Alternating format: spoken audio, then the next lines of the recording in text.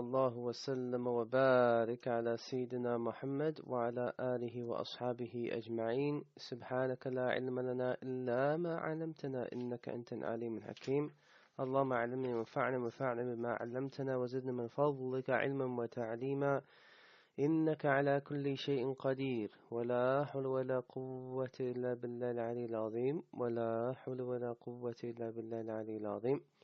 ولا حول ولا قوة إلا بالله العلي العظيم. السلام عليكم ورحمة الله وبركاته to you.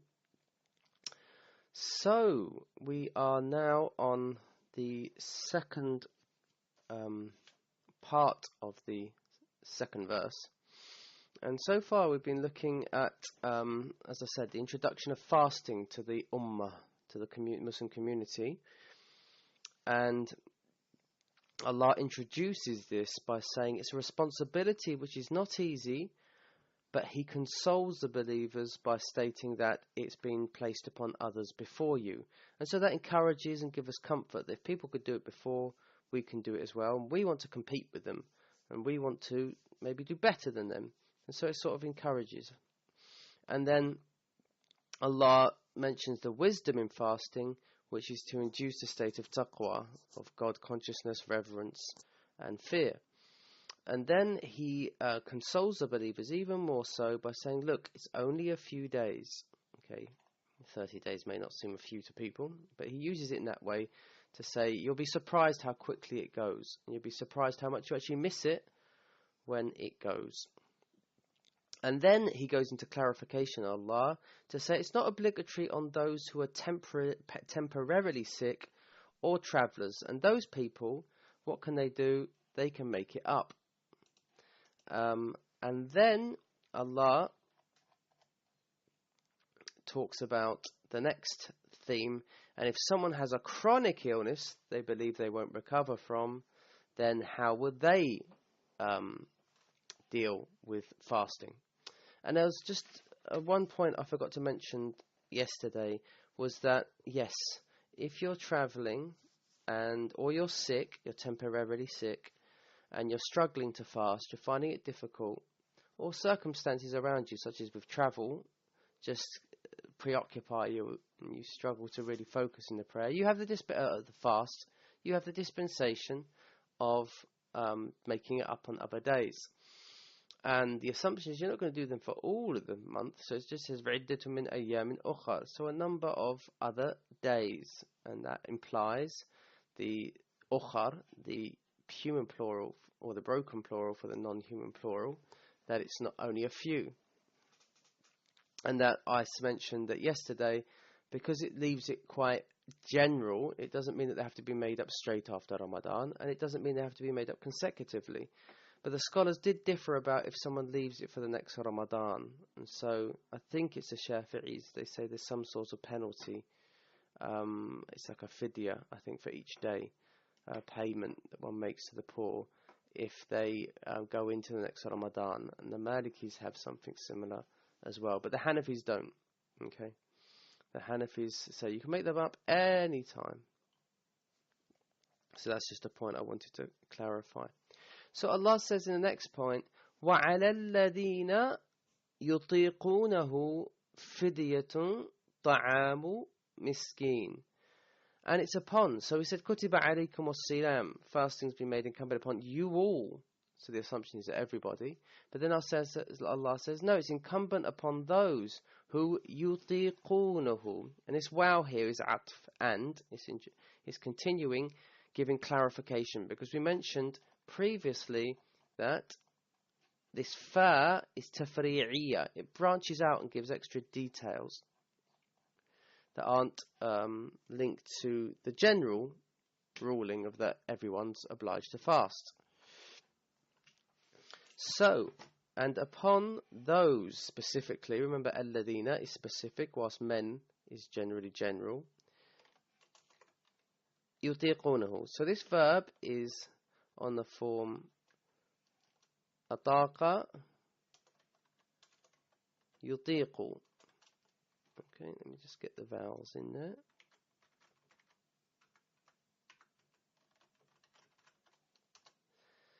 and it's from the root tawaqa,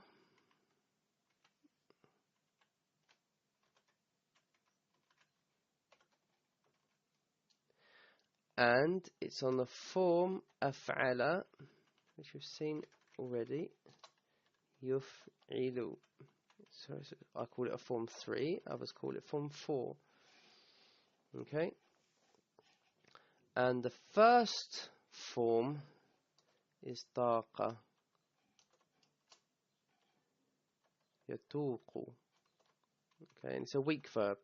When I say weak verb, it has a weak letter in it, either waw or ya, which is the middle one, which we call a hollow verb.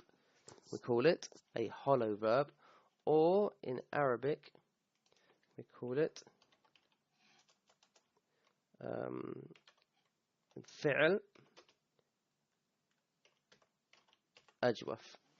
And you'll be studying that, inshallah. So the weak verbs we study in the 10-week course on weak verbs. And the forms that we're doing here, we do it after that with a 10-week course on the different forms. Now, taqa is to do with surrounding something and containing something. Okay, so like a choker or a collar around someone's neck is a tawq. And so it means to surround something, like it surrounds a neck, but that it's tight as well. It has the nuance of tightness, and so that it's doable. So you have the power to do it, but there's a struggle. Okay, it implies struggle there. So it's not easy. Okay, there's other words we have in Arabic to say something easy, in your power and easy, and there's other ones that are just generally about power. But this one is to do with a struggle. So, and some say that the hamza here in the past implies that the power, the ability to do it's removed. So it's a difference of opinion there. One says the actual verb implies that it's just difficult. Let me just adjust my camera. It's just difficult and a struggle, but within one's capacity. And others say no, it means that you don't have the capacity. So Allah says, وَعَلَى الَّذِينَ يُطِيقُونَهُ. So we've got a ya as a prefix, so it's third person, and then we've got waw and noon that tells us that it's plural, so masculine plural. So, and those who struggle with it, the who, going back to the fasting, what do you do? وَعَلَى الَّذِينَ يُطِيقُونَهُ. Some scholars said there's actually an implicit la here, which means they aren't able to. It negates the verb, but that's a weak opinion. وَعَلَى الَّذِينَ يُطِيقُونَهُ فِدْيَةٌ طَعَامُ مِسْكِينٍ. So what they upon those who struggle with it, they can give a fidya. Okay, and so this is the mubtada, this is the news. Okay, and on those who struggle with it, there is, so notice when you got indefinite subject, and that's why the delay is there as well, that the subject's been delayed because it's an indefinite subject, like we did before, fil bayti rajulun, in the house there is a man. So there is a ransom. Fidya basically means something that's done in the place of another.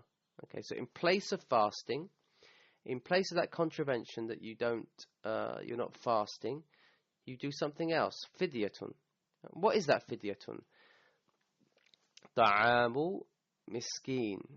The food of a poor, the food literally, this is going to say, notice it's a no al, one vowel, and then it's got double kasra. So we know this is an idafa construction. So, literally, the food of a poor person. Okay, which means obviously the feeding of a poor person. Okay, so those who are not able to do it, there is a what would you call it? Not a ransom, but I've got it actually here. Let's just see. And then he says a ransom in this translation. No, I think there's a better word than that. And then ta'amul miskin is a clarifier. This is badal, clarifying what this is. Okay, like we said, I visited the Queen Elizabeth. Elizabeth is just clarifying who the Queen is. Or I saw your brother. Who's your brother? Khalid. So the Khalid's needed there to give extra clarification. So what's the fidya? Ta'amul miskin, feeding the poor. So that creates a bit of a dramatic impact, the clarification there.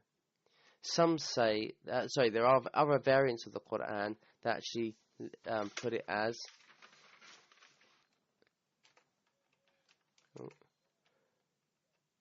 fidyatu.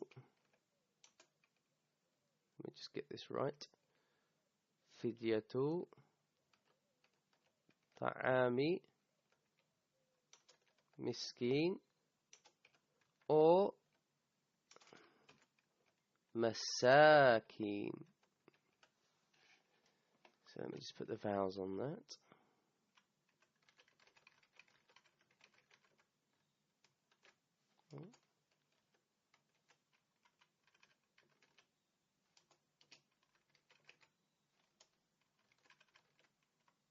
Or masakina. Okay, so there's extra other variants in the Quran of the recitation. So fidyatu, the ransom of a food of a poor person. So it's a complex idafa. Some put it as a complex idafa, some of the variants of the Quran. And there's another variant that instead of a poor person, masakin, it's put in the plural, poor people. Okay, so that's implying that he's got more than one day, obviously, to make up. He's got to cover, which will be the case because there's a bit of a difference of opinion about this. What's this refer to? The strongest opinion seems to be that it's referring to Ramadan, and it's applying to people who have chronic illnesses. They're struggling through life, they're getting on with life, but they've got poor health, and the circumstances are difficult, and they just really struggle to fast. They can do it, but they're just really struggling with it. And this is important for us because a lot of people are coming forward to say they're really struggling with Ramadan. If someone's really struggling, I mean a sincere struggle there, then they can break their fast. But this is for someone who, the context here is for people who have chronic illness. Okay, it's not because the previous verse was referring to temporary situations, sickness and travel. This is shifted to people who are in a constant state. So that's the context here. And this is where you'll get the difference of opinion about who has to pay a fidya for not fasting. Is it someone who has chronic illness? Is it someone who's temporary but just can't fast the days of Ramadan, and so they have to give a fidya and make it up if they can? The schools differ on this. In the Hanafi school, no, you only have to give a fidya. You only have to feed someone if you have a chronic illness that you don't think you're going to recover from and you will never be able to fast. If you can make up the fast, either in the shorter days or at some time when you feel that you're going to recover, there's no fidya, there's no feeding, because you don't have to replace it with something, because you can replace it with fasting. So, he says fidyatun, and then this is a clarified, ta'amul miskin. Miskin comes from the root sakana, which is on the template mif'il, the root being sin, kaf, nun. And this is the emphatic form. That means someone whose sakana means to be tranquil, to be still, to be not motionless. And the point is that the context here is that someone's so poor that they just don't have anywhere to go. You know, they need support. They need people to come to them rather than go to others. And so it's someone who's really, really hard off. He translates it in one translation I've got here as indigent. Someone who's indigent. So let me just check my notes there. Yeah, well, what is the fidya? The fidya is in the Hanafi school, according to the Hanafi school, it's 1.26 kilograms. It's similar, don't quote me on this, so I'd have to verify that. It's similar to zakat al-fitr. So for each day, there is zakat for the price. There's a difference of opinion about this matter, but in the Hanafi school, it's 1.6. Okay. Others say that this was actually revealed about the Muslims before the legislation of Ramadan. And I've mentioned this, some say that all these verses that I mentioned at the beginning are referring to fasting before Ramadan became incumbent. And when Allah mentions Ramadan in the next verse, that's when it became incumbent. All of this is relating to previous, which is a weakish position. But going on that, it's saying they're able to, that because there were 4 stages to fasting. The first was that the Muslims were fasting the 10th of Muharram and 3 white nights each a month. Then the fast of Ramadan became a choice. They could either fast or they could feed others. Okay, and this is where this falls into. If we're going with that position, it's saying they're able to do it, but upon those who are able to do it, they could also feed a poor person instead. And then the third stage was fasting without choice. It was incumbent, except for the ill and the elderly and the travellers, of course, with permission to eat and drink and have relations after sunset, as long as you don't fall asleep. We're going to go into that a bit more later, the verses that relate to that.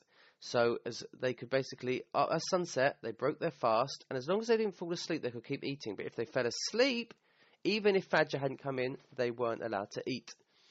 And then the last stage was at fasting with no restriction of sleep. Okay, so there's 4 stages to fasting, and this is important because it shows that that Allah subhanahu wa ta'ala prepared the Muslims for Ramadan. And this is what, obviously today, we don't need that because we know as a very young children, as we grow up, that fasting's part of Ramadan, and it's part of our faith. And so it's upon the adults in the family to train the children up. Okay, and even themselves train them up, and that's why I recommend people fast regularly through the year, maybe 3 times a month, maybe every Thursday and Friday, Monday and Thursday, whatever thing they're able to, and you'll find that the fasting's a lot easier because you've got used to it. But obviously, if you throw yourself into the deep end, you're going to struggle. And so this is half the problem. As for other people with ill health or people who've just really recently accepted the faith and stuff, we can look for dispensations for people to make things easy for them. But the general Muslims, no, okay, unless they are really struggling, and then Allah's given the dispensation there anyway. Okay. Let me see if there's anything else I need to... Yeah, so this verse could be referring to a resident who has a choice because it was difficult for them initially. So Allah just did it in stages. This could be referring to the elderly, or it could refer to someone who's really struggling, such as someone's pregnant or breastfeeding as well. And there's differences of opinion in the school about that. The general ruling is that a breastfeeding woman and a pregnant woman, they should be fasting, but these long fasts in this year, I've sought professional advice, and they said the general ruling is no, they shouldn't fast. Okay, but there's no fidya for them. There's a difference of opinion about that in the schools, but in the Hanafi school, there's no fidya. They just make them up later when they're able to.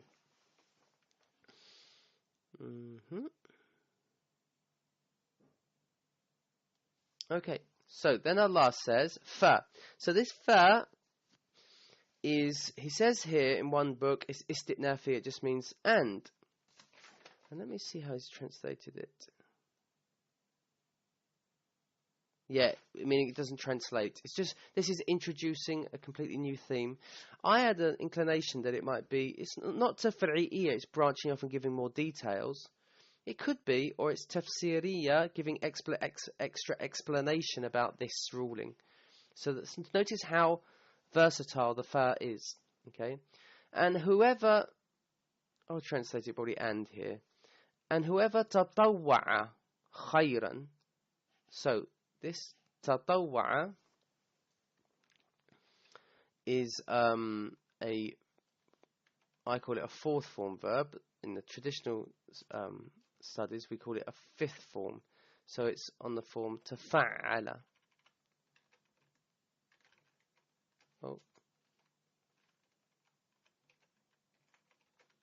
Tafa'ala in the past. Yatafa'alu in the present. Okay, and this word like tahajjada, tahajjadu, tahajjud, that comes from that root. Faman tatawwa'a, so you've got a conditional sentence here.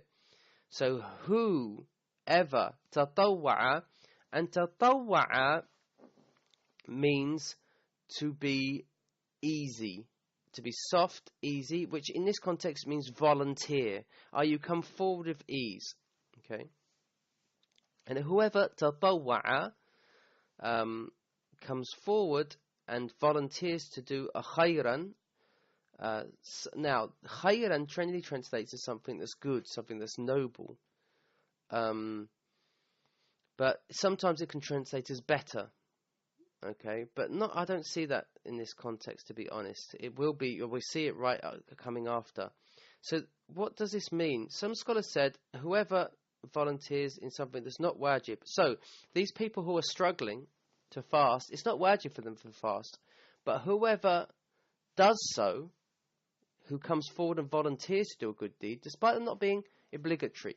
And this pertains to the ruling, if you are really sick and fasting will damage your health, it's haram for you to fast. But if you can fast and it's a struggle, but you can do it, okay, then you've done that voluntarily. It's mustahab for you to fast if you feel that you can, okay, even though there's a struggle there for those people who are ill and so forth. So whoever comes forward with khayran, and so this the scholars say this is either tatawwa'a fi khayrin, and the fi's been dropped, and so it's put into a state of nasb, so it takes double fatha. Or some say it's the object of the verb, comes forward in doing good, or comes forward with a good deed, which is fasting when they don't have to. Some said, is it the khayr? What is the good? Is it the fast? Is it that they add extra in feeding the poor? So they don't just give what's necessary, which is a mud of one measurement, or a sa' another measurement. Or some said it's half a sa' actually. These are Arab traditional measurements. Whoever gives extra than's incumbent upon feeding the poor, then that's great. And some said what it means, whoever feeds more than one person. Or he fasts and feeds a poor person on top of that. So there's a lot of difference of opinion about what this is that he's coming forward in the good he's doing. Okay, but whoever does that, okay, and he chooses to in a desire for good, this is the second clause, fa. So this is called fa rabita, the fa of connection, because remember with conditional sentences, if the second clause doesn't start with a madi verb or a mudari' verb, a perfect or imperfect verb or a past and present verb, then you need this fa of connection, which is like a comma. You don't translate it as so on or so forth. Because we've got a noun sentence here. Huwa khayrul lah. It is better for him. Okay, it is better for him to do so. So if you can do, so this is a sense of encouragement from Allah subhanahu wa ta'ala. Try to do what you can. Okay, and this gives us the spirit of fasting and the spirit of Ramadan. Look, do what you can. Don't push yourself too much, but if you can slightly do what's within your capacity without causing yourself real hardship, then try it, and that's even better. Okay, and so Allah uses a noun sentence as the second clause to give real emphasis. Remember, noun sentences are far more emphatic than verbal sentences. And we'll stop on this bit where Allah says, let me just check my notes to make sure I've covered all of that. Yeah. وَأَن تَصُومُوا. So this is istitnafiyya, they say. This wow. It just introduces a completely new sentence. So you wouldn't necessarily translate it. Or it could be atf, I think, here. It could be and that you fast. So an is one of the tools that puts the verb into a state of nasb.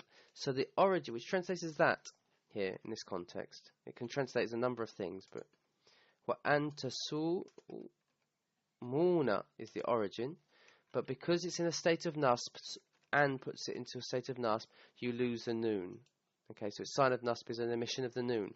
وَأَن تَصُومُوا khayrul lakum. So notice khayr has been used 3 times here now. Wa anta sumu is better for you. Now the origin of this is as-siyamu khayrul lakum. That's the origin. Fasting is better for you. But here's is that you fast, and using a verb over a noun, Using a verb over a noun, when you could have used a noun, means it expresses that it's something that you do perpetually and you have to keep up at. Okay, so it's encouraging, saying, keep up at those fasts, okay, and that's going to be better for you if you can do so without causing yourself harm. Okay, in kuntum, if, so in means if here, and means that, in means if, when it's got a sukoon on it. So in kuntum, if you, notice he uses, we're going to study this for the users that haven't studied it on the foundation course. Kana, he uses kana, which means was, which we saw yesterday, plus the mudari', ya'lamu,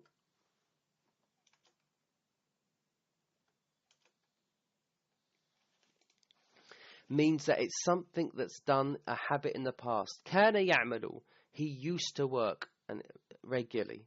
Okay, but remember, in conditional sentences, if you see the past, it actually means the present, and it implies that you're perpetually doing something, and that you continue to, if you continue to really understand. Okay, so it requires these acts of fasting. Fasting, sometimes you think, why are we fasting? What's the point? And so often more than not, the wisdom behind fasting is hidden. You don't truly know, but you have to put your trust in Allah that you are benefiting in this life and you are benefiting in the next life, through gaining good character of restraint and resilience and taqwa, and in the next life the reward that the fast will stand for us on the day of Yawm al-Qiyamah. A man came to the Prophet ﷺ and said, command me to do something, tell me to do something. He said, fast, there's nothing like it. Okay. Then he said, command me to do something. He wanted something more. He said, fast, there's nothing like it.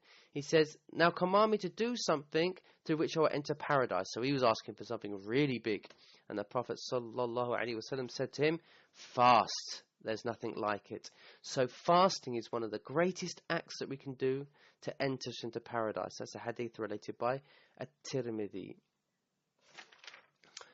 And so in kuntum ta'lamun, if you truly knew, what? Now notice this is a conditional sentence, but the answer's not given.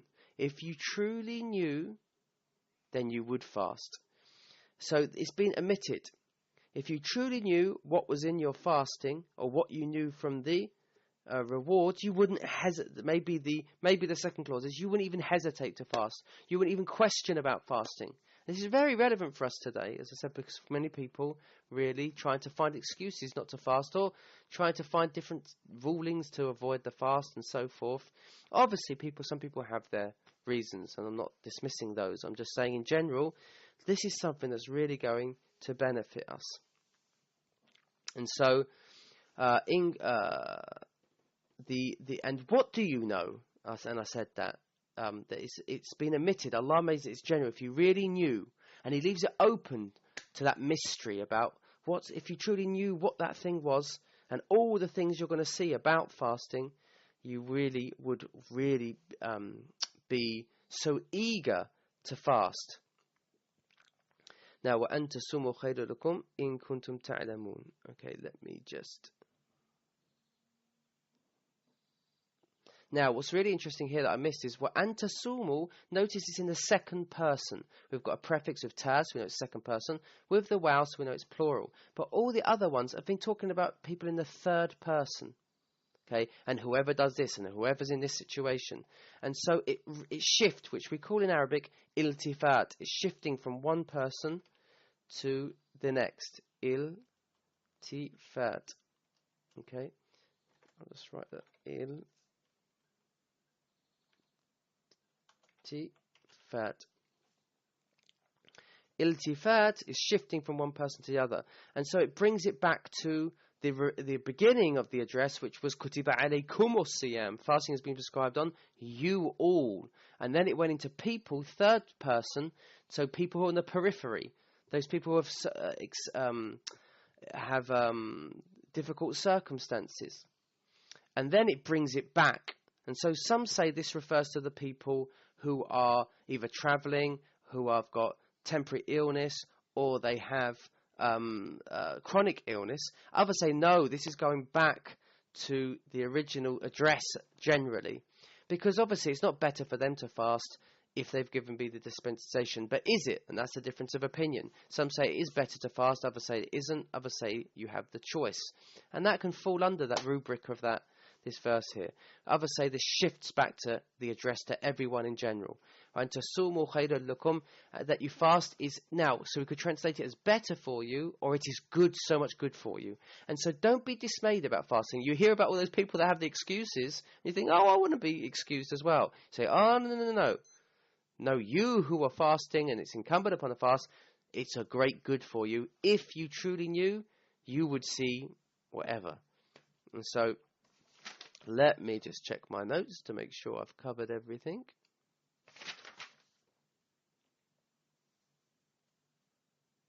Yep, I think I've covered everything that is